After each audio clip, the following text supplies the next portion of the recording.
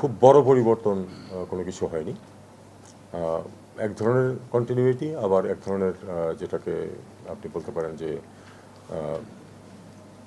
Correcting the course. যদি ছোটোখাটো কোনো সমস্যা থাকে সেগুলো আমরা কারেক্ট করার চেষ্টা করেছি। তো আমার মনে হয় এটাকে এভাবেই আমরা দেখব। নির্বাচন একটা তারিখ আমরা জানি যে 1st অফ ফেব্রুয়ারিতে নির্বাচন হয়ে যাবে, কাজে 2-2.5 মাস সময়ের মধ্যে আছে।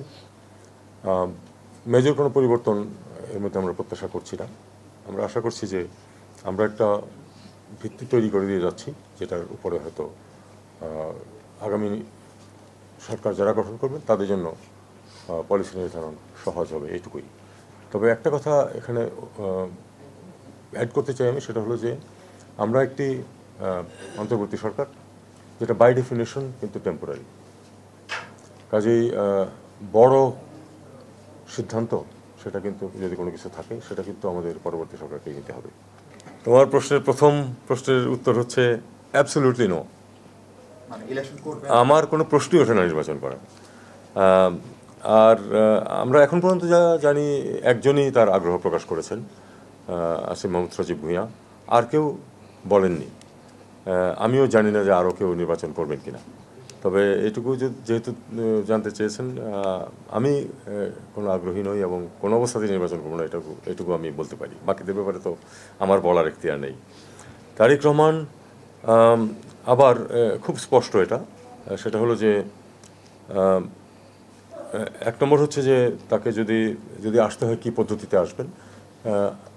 এটা নিয়ম হচ্ছে যখন পাসপোর্ট থাকে না বা মেয়াদ উত্তীর্ণ হয়ে যায়, তখন কেউ যদি আসতে চান তাহলে তাকে আমরা ওয়ান টাইম পাস একটা দিয়ে দিই আর কি, একবার দেশে আসার জন্য।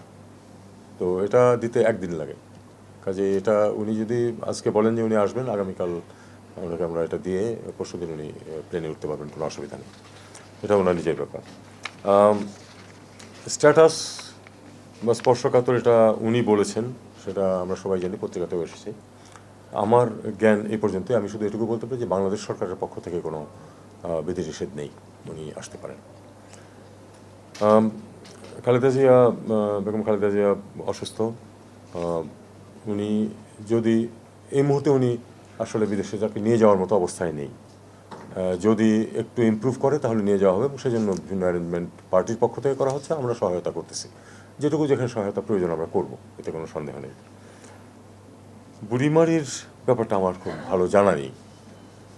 এটা কিছু টেকনিক্যাল সমস্যা দাঁড়ায়, কিন্তু ভুটানের প্রাইম মিনিস্টার তো এসে ঘুরে গেছেন। আমরা তাদেরকে সব সহযোগিতার কথা বলেছি। হয়তো কোনো টেকনিক্যাল কারণ কিছু একটা থাকতে পারে, আমরা সেটা সমাধান করে দেবো, কোনো সন্দেহ নেই।